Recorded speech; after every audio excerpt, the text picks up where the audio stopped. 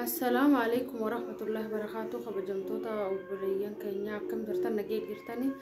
بجانا جاي عنجرة التاني سننجا دي فما جدو خنا سن الرابدية تنجرا سبب نسن الرابدية في الليل تكشوا وان اتيادين تكاتنا كنا ميشودا سن اللي سنفيني ما كتيانو وان ما يرو ما دي ما جرو روان تكاتك وجندو بنا جتودا أكسي ونين جتو فلو toko farranni sababni guyyaa iidati irraayituu birraaf badeef xiqqashoo na dhukkubeetiin ture sababni itti na dhukkubeef illee hin beeytanii biyya keessaa maal deemaa akka jiru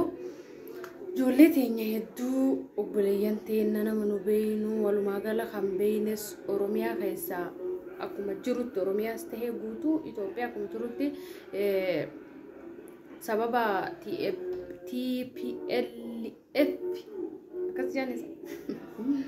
sababa jaraawwallola qabaniif jecha ijoollee xixiqqoo tahaati ergatteen quufin fuudhaniitiin karaa waraanatti seensisan jechuudha. Sababa saniif jecha akkuma ilmaan Oromoo bira yookaan akkuma nama isin beeytan fira keessan obboleeyyan keessan hunda akkasitti gandarra magaalarra deemanii fuudhaniin akkasitti obboleeyyan fayyallee na jalaa fuudhan jechuudha. waan isin ajaa'ibu obboleeyyan dhiiraa hedduu qaba garummoo hundi isaanii xixiqqashoodha kunis mucaan xiqqaadha warri beeytanii xiqqaadha reefu waggaa 15 16 ta'e malee sanin caalu baay'ee xiqqaadha jechuudha barataa kutaa 10ti magaalaa Adaamaa barata isuma barumsa qormaata akka boruu ni finna la qormaata fixaniitiin gara baadiyyaa deemuudhaaf warra bilbilee niin dhufa jeeti maatitti maatiin eeguu jiran jechuudha. Achumaaniin guyyaa kanaa dhufa jaanii osoo eeguu jiranii fakkeenyaaf akka qidaamee dhufa jaanii guyyaa jummaa deeme oofan jechuudha. Qaxaroo guyyaa kamisa dawwalee boruu boodaniin dhufa jaanii borumtaas deeme guyyaa isaanii dhufa jaanii eegaa jiran dirree waraanaatti dawwalee jechuudha. Dirree waraanaa osoo hin ta'in osoo chillaqeen bakka leenjii Jimma bakka sanaa himadiitiin jira garuu dagadhee iddoo leenjii wayiitii jira jaanii hundi ijoolleen deemtu hundi achitti walii qabamnee jira achi jira haala kanarra jirra jeetiin bakka Jimmaa sanitti walii qabamanii achitti dorgommiirra jirra yookaan immoo leenjiirra jirra jee sanbooda guyyaa deemen booda takkaan dawwallee ani wanni kun hin ta'a jee yaanne karoora hedduu qaba mucaan kun barataa cimaadha kutaa takkarraa ga 10 gahutti maasha Allah tokkoffaa lammaffaa sadaffaa yoo akkamitti jabaatti afraffaarraa ol tara malee barataa baay'ee cimaadha sanbiraan barumsa qofaa miti mana ispoortii hin baratas hin barsiisas jireenya bu'aa bahii rakkoo meeqa keessa dabree bakka kana ga'e jechuudha. Mucaan kun umrii isaa tanaan maatiin isan gargaaruu fi mataa isaatii dalagatee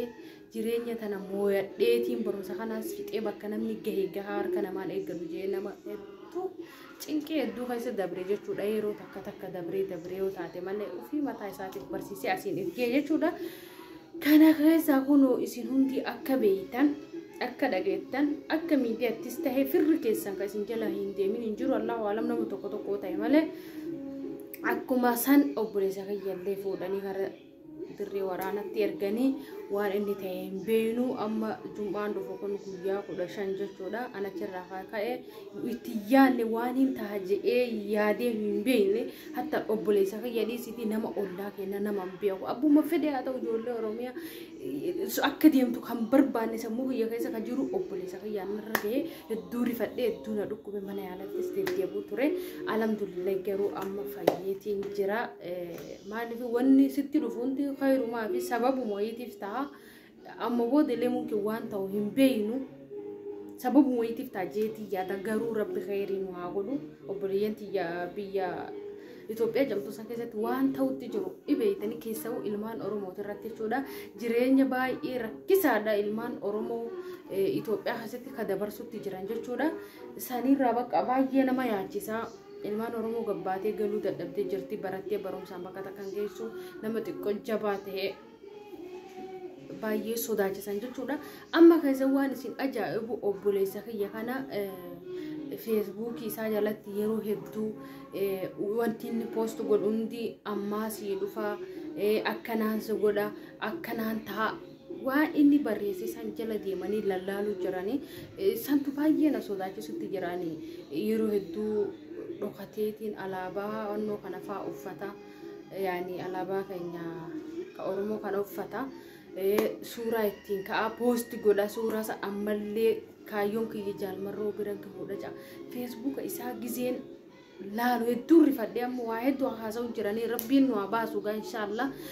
tarabbiin jee malee hin taatu karoora hedduu qaba ture mucaan kun nama baratee bakka guddaa gahu jee anu abdii irra kaayyadheen mucaan aduu baatin irra xiqqaadha baay'ee narra xiqqaadha anaatu isaarra guddoodha jechuudha xiqqaadha baay'ee nama bakka waraanaa deemuu gaellee miti nama mataa isaatiin jiraachisuu geefdi garuu ijoollummaadhaan waan hedduu keessa dabree nama guddaa ta'ee jechuudha yaada guddoo nama yaadu ture garuu akkuma argitan isa qofaa miti hundi Oromiyaa keessaa obboleeyyan teessa firri keessa akkasiin deemu hedduudha rabbi khayrii nu haa dhageessisu rabbiin waan nagaa takkarra nu haa geessu inshaallah ijoolleen hedduun badanii deemaa jiran jalaa badanii deemaa jiran kajaanillee heddumaa jira gin immoo rabbiin laaftumatti kachiin nu baasu du'aa illee nu godha wallaahi hedduu obboleeyyan tiyya du'aa nu godha maatiin hedduu cinqamu jiranii rakkatanii akkuma asiin dhukkubatti isaan illee rifatanii osoo ilmi keenya galuuf barumsa fiixee galaa jira mana barumsaa cufanii jiran jedhanii eeganii warri ka jiran baadiyyaa biyya bira inni ka jiru Adaamaa hedduu hawwiidhaan barumsaafuyyuu biizii waan ta'eef maatimayyuu agarree jechuun danda'ama baatii 5 dura simesteera malee kanarraa osoo eegaa jiran yoo kana ta'u namatti ulfaata amma maaltu nama sodaachisaa haleef dheengada waan deemu jiran argatanii jirtanii obboleessa haadha manaa Lataa jechuudha walaleessa ni beeytanii Lataa kana jechuudha obboleessa haadha manaa isaa fuudhee guyyaa lamaan booda warran talaatti deebuudhaaf uffataan bita yookaan waan ta'e wayii meeshaa wayii bita jeesuuqii bahee osoo hin deebiin achumaan hafe Lataalleen ijoolleen hedduu maxxansanii jiranii nama kana nu barbaada jaanii garuu borumtaasaa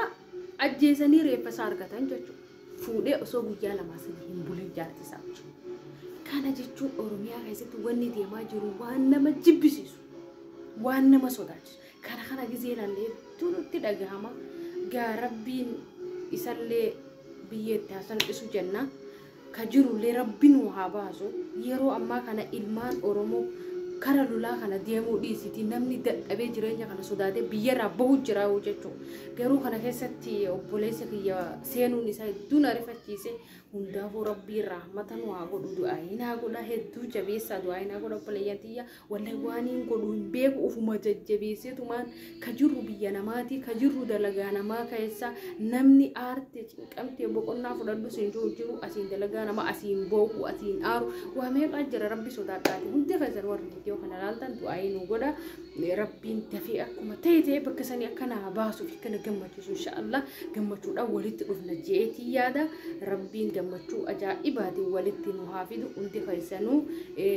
du'aayinaa godha du'aayiidhaan nan dagatina obboleessa kiyya rabbiin akka harka diinaa sanii naa baasu wallaahi barbaadan qaban yoomiyyuu anas maatiin keenyas hundi